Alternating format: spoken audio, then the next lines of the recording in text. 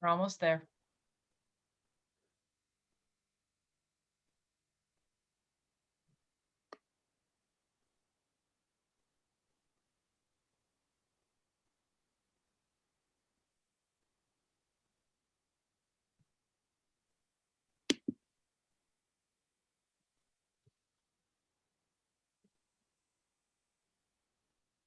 Good morning, everybody.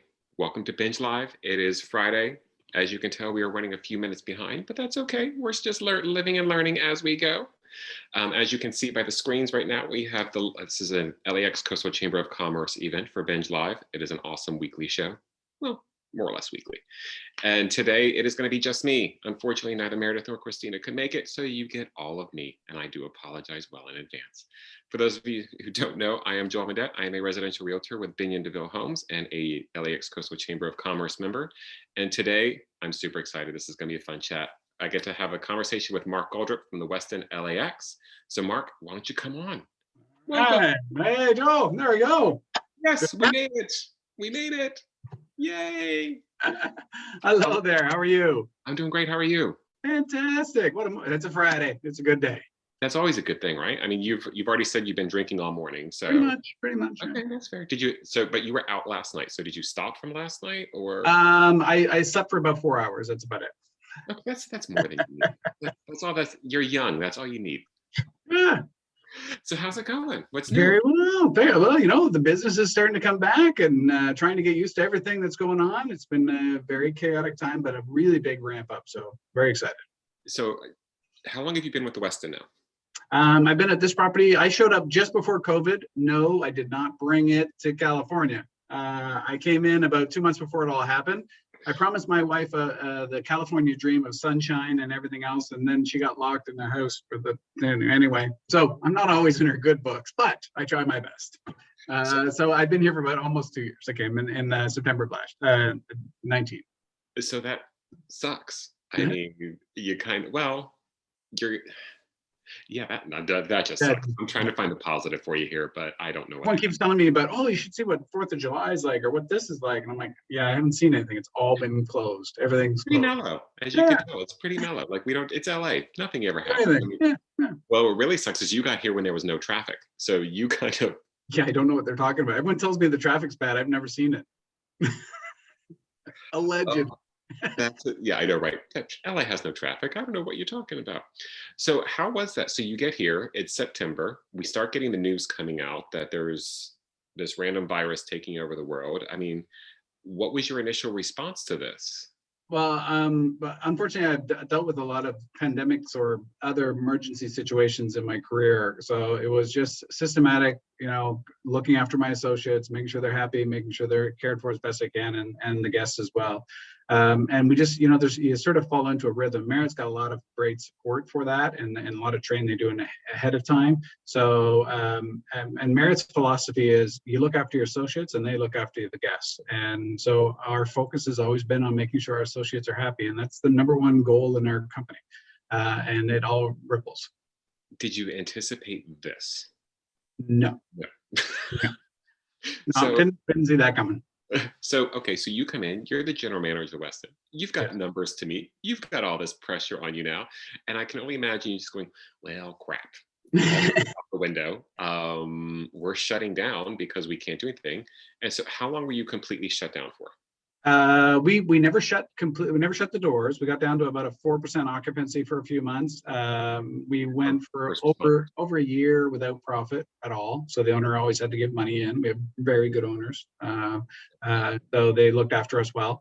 And we just narrowed it down. So yeah, I got here, it was odd. I got here in September. By the time I got organized and got going, I started to talk about the staff and get them following me and direction we're going to go and all the excitement. I got the owners thinking about putting money into, hey, let's do this, let's buy that, let's buy this.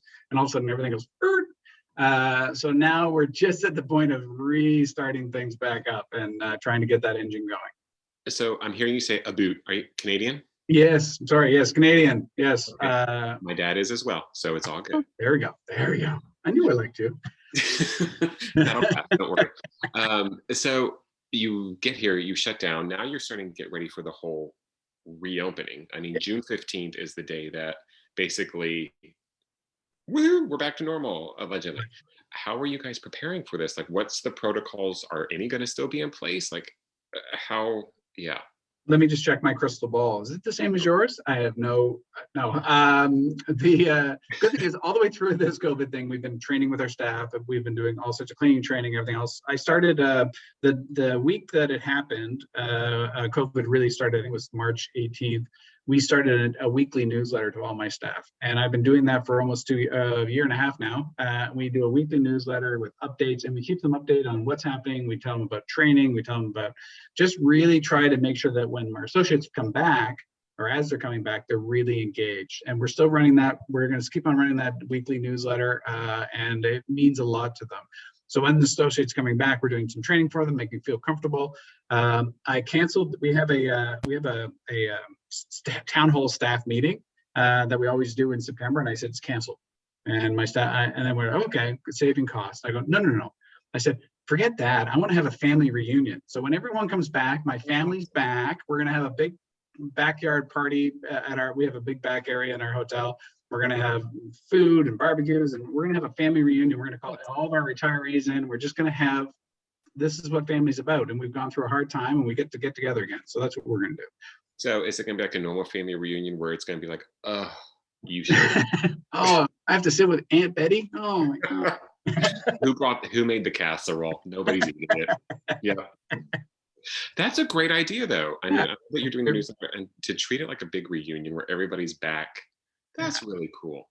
Yeah. Are you guys still going to have like so June 15th, that's the day we're supposed to be like the mask. Isn't like the masks are gone, everything is like wide open? No, there's nothing official out yet, and again, we all have to wait. But my best guess is that the city of or the county of LA is going to say, okay, we're not dealing with COVID anymore. So the health boards are going to say, follow CDC, we're out, because it's too much for them too.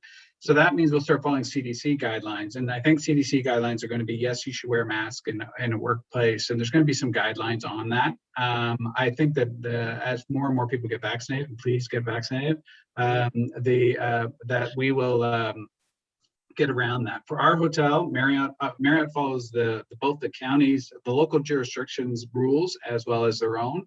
So Marriott still asks for associates to be wearing masks at the moment, because we're trying to protect our associates from interactions with guests, because they're coming from all over the world. Exactly. And also protect the guests as well. So I think we'll keep on doing that. I think meetings are the big thing. If we can get meetings open up, California was the only state that not allow meetings, and of all of the states. So that had a huge impact. So that part of business has not been able to happen. And once we get that rolling more and more open, right now there's some confusion with regards to the person who's holding the meeting has to verify that everyone's been vaccinated or has been tested within 3 days of your meeting. And it's very complicated. And I don't know, if I was running a meeting, I'd be a little nervous about that, putting my name on that list. Yeah, I'm thinking outdoor meetings. It's Southern California. Like, just do it all outside. Good. I mean, I'm sure it's a lovely conference room. No offense. People would rather be outside than in a conference room. Yeah. I'm like, just saying, Yeah.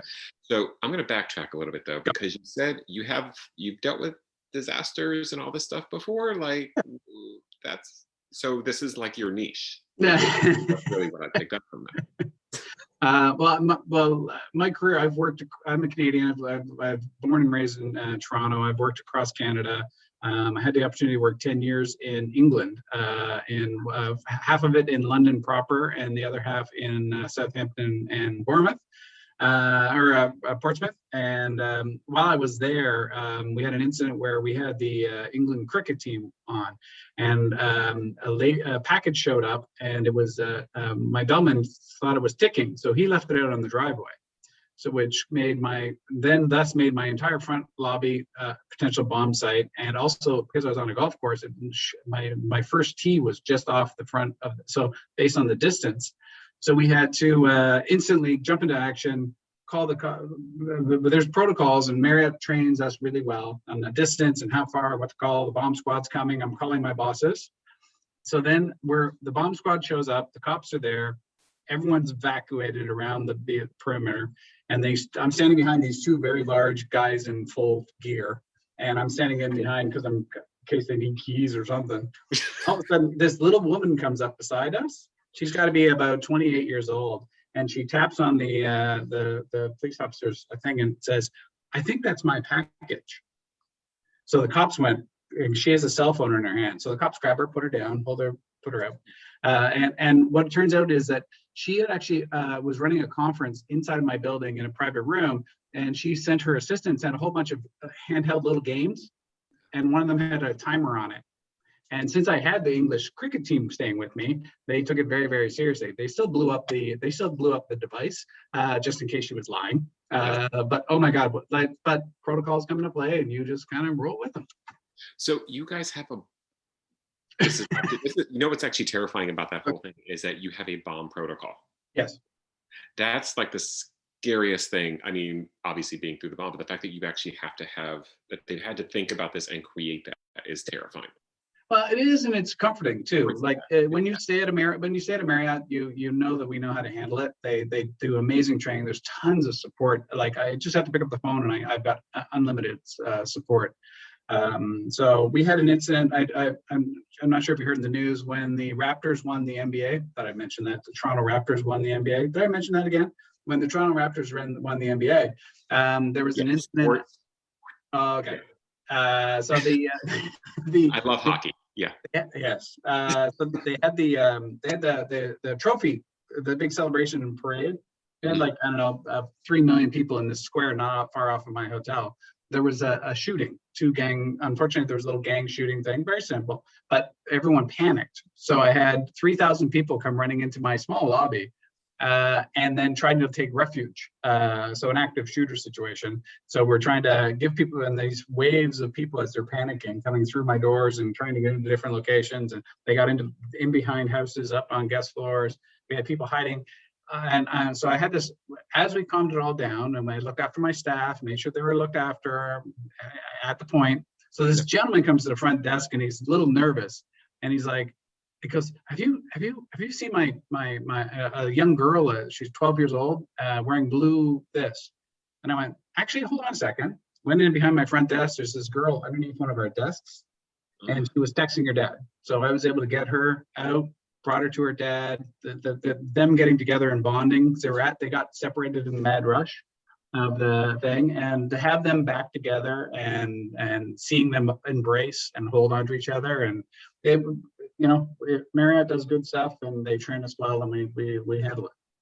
I'm very impressed and a little scared that you seem very calm during these situations. You're like, it was something simple. It's just two gangs had a shootout. It was just another typical Tuesdays. Like you're very much like, yeah, this stuff happens. I would probably be screaming. I would have been hiding under the desk with her, going, "Give me your phone. I got to text people too." But no, it does explain my drinking problem. But I go. Your wife is at home going, "Yeah, okay, yeah, sure. We'll go with that story. Sure, why not? Yeah, we'll use that for your explanation." So where you moved here from? I was in Toronto for the last 10, and then before that, 10 years in England. I can't say enough about England and traveling if you ever get a chance, if you haven't gone. And it's a great destination point to go from. I've done everything from Africa to Jerusalem to Jordan to Iceland to it's a great location to explore and have fun. I love London. I studied abroad there during college, and it was one of the best times of my entire life. Yes. It was very messy because it was college, but it was still a lot of fun. No, so that's great. So how are you adapting to being in LA? Absolutely. I think that just the fact that everything was closed is a little confusing. So every weekend as things started to open up again, it's kind of like, hey, I didn't even know that restaurant existed, or it had a patio, or those kind of things. Or actually, the weird one was we got there, and we're Canadian. So first thing I do as a Canadian when you move to a house is invite all your neighbors over for a party. That's what you do. You couldn't do that. So, and then my neighbors all had masks and wouldn't want to get near me. So now I'm actually getting to say hello. I got within 6 feet of one of my neighbors the other day. It was really exciting. So that's weird. So we're looking forward to getting to know more people and get out and about and to know everybody. And it's funny now, because I don't know if you're having the same response, but I'm starting to see people that I met during this. So everybody had a mask on, and I'm seeing them without the mask. I'm like going, oh, interesting. That's you. Okay, very good. But now there. Oh, I'm kidding. You've had that spinach in your teeth for the past year. Did you realize that? And so you got, obviously, so you're involved with the chamber. So tell me, how's that working for you? Like what, be I nice. love, I love the chamber. They've been really, really good to me. I did their training, their leadership training course. I got connected to that. I've been doing different. I'm a big supporter of local. So if there's anything we can do for helping charities, helping community, I love helping out local schools. So speaking, I do some. I remember all the people that helped me along the way, and I want to do the same and give back. So the chamber's been great. Okay, good, because I'm going to hit you up for something for a charity after this. Not a problem. But consider it done. So that's really cool. So yeah, no, this is a really cool chamber. I always call them a cult. Christina knows it. Kelly knows it. Chad, they all know I call it a cult because it really is. It's just like this big warm family, and I don't know about you, but it's not what I expected from it. I didn't know what to expect when I joined. I wasn't sure if people were going to try to sell me on stuff, and I'm thinking people think I'm going to sell them on when they meet me, and I'm like, no. If you want to use it, come use it. If you don't, that's fine. It's more of that community networking. I know who to call now. I know people. It's like a calling card. It's like a friend of a friend that's coming over, and you go, hey, you treat them differently. It's really good. Well, since you're with Westin now, you have to come because I live out in the Palm Springs area. So come if you haven't experienced this area. There's the Great Westin out here. Yes. Yeah. It's going to be about 120 degrees in the coming months, but it's okay.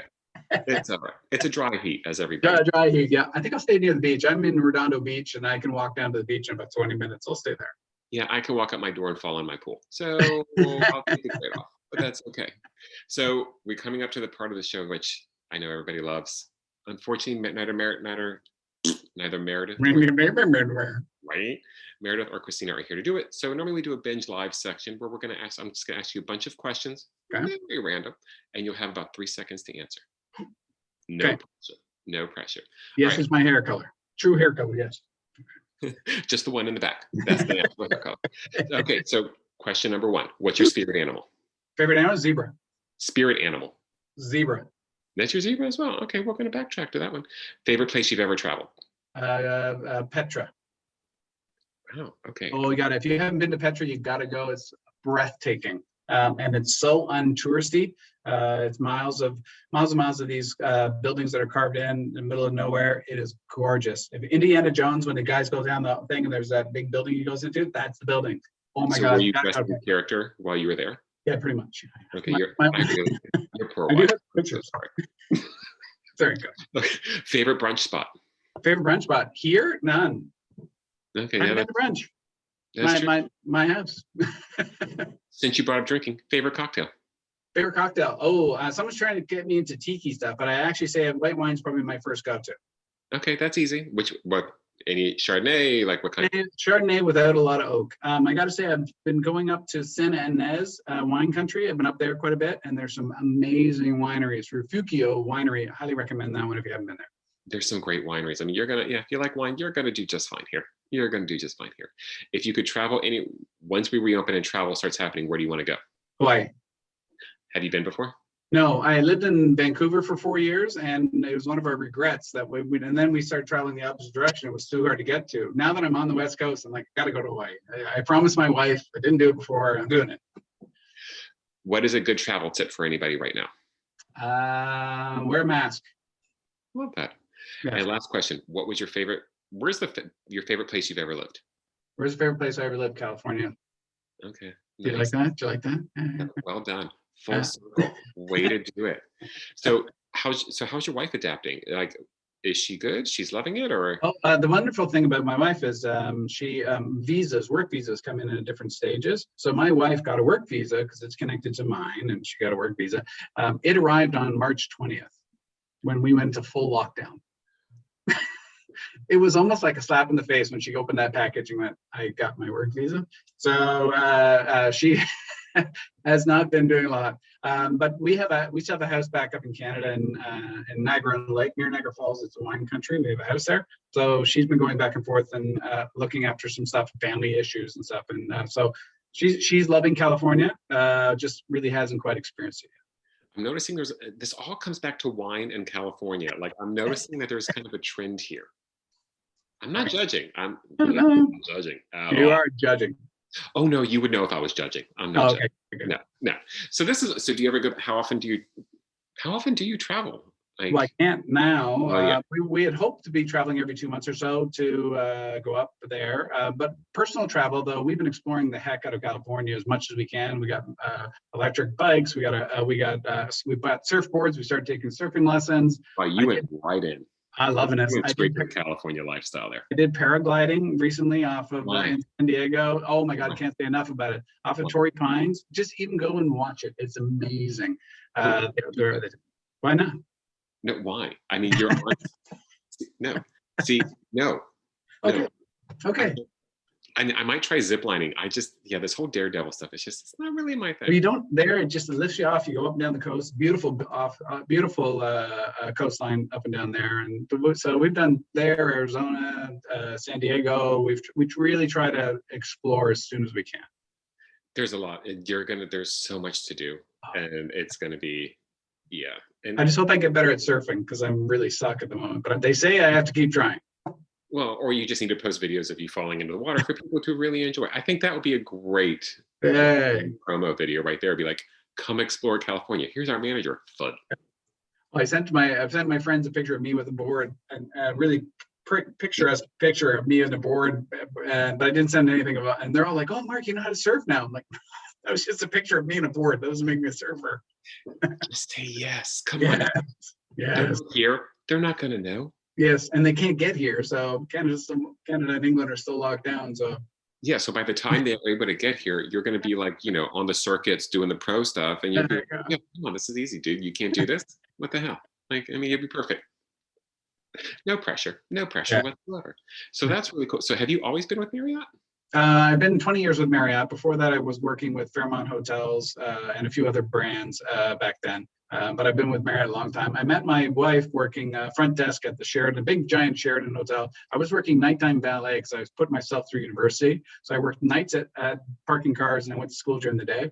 And it turns out she was in the same program, but she was working front desk. And I saw her and I'm like, I'm hooked. So I convinced I bugged and trained as much as I could with the night guys because she was the day shift. She was working evenings. So I got trained and I finally convinced the front desk manager to move me over. And it was my last day on the job and I was parking a car and my foot slipped off the clutch and I hit a post with the customer's car, oops. And so I ran up and I went straight to him and said, please let me, I did all this work. And since I was doing such a good job, it was a one-time mistake. They transferred me out of valet into front desk and I got to work with my wife, who I've been with 32 years. We've been married 22 of those. Yes, it took me 10 years to get her to talk her into marrying me. I can see you doing the math. But yes. That pain, it wasn't a pain book. I actually can add up to 10. After 10, we're through, but up to that, we're good. So that's really awesome. So is she in the hospitality industry as well? She did for a while, and then she got out. She's working in, she's done banking. She's a project manager, so it's been worked well with where we've moved, and she's worked for Coca-Cola and banks and Visa credit card and all sorts of things. So yeah. Wow, you must be very proud. That's awesome. I'm very proud. I bet you guys have a lot of fun together. She puts up with me. I don't know how she does it. Well, I'm guessing we're going to go back to the wine. I'm just, So this has been really fun. I really want to say thank you so much for joining us. That was very abrupt, but yeah, we're coming up on the end right now. But this was a lot of fun getting to know you. I really appreciate the time. What's the best way? Because I know people are going to have a lot of questions about travel, or if they have questions about the Westin, what's a good way for them to get in touch? Highly recommend getting hold of me via my email. It's mark.goldrup, that's GOLDRUP @marriott.com. Best way to get a hold of me. I always have my phone on me running around someplace in the building. So if you do, and I'll gladly reach out to you anywhere I can help out. The more I can help out, if there's events. I'm also part of the Marriott Business Council, the chair of the Business Council for LA, and we do a lot of. We were at the food bank the other day. We've done all sorts of charity runs. We do charity golf tournaments, raise money for sick kids. So if there's anything that you think we might be able to help out, I'd love to hear more about it. But again, the Marriott LA Business Council is something to help you out. I love hearing when realizing that it's not just about being a company, it really is about the community that you're in as well. And you just pay it forward and do what you can. And I absolutely love that. That's fantastic. Great. So again, I want to say thank you so much for joining us. This was a lot of fun. And I'm very upset that we're not able to do this in person over Bloody Marys, but another time. I appreciate you doing a great job interviewing me and weren't too tough on me. Chad told me you were going to be really, really tough on me, so I'm glad I got. I do want to know why zebra is your favorite. Why is that your spirit animal? You know what? It's just something I've known since I was a kid. I liked zebras. I got to see them when we went to Africa, and I spent everyone. And once you get to Africa, they're everywhere. But I'm like, I just kept saying, I want to sit and look at them. They're like, look at the lion. I'm like, no, the zebras are over here. So anyway. I did one of these before, and they asked me what mine was, and my answer was a manatee because all they do is float and eat. Yes. Have you ever gone swimming with? Have you gone swimming with them? No, I want to so You bad. can in Florida. It's fun. My wife and I went when we're in Sarasota. It's a really good, calming, such a peaceful experience. And they're just, I yeah, mean, they're like the best things in the world. Yeah, they're like a panda of the water. They're just so they're so nice. I mean, but pandas can, they can get a little attitude, but it's like, it's just gumming. I'm like, this is awesome. Like, that's the perfect life.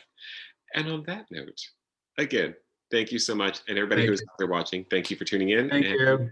We'll see you next time. Bye.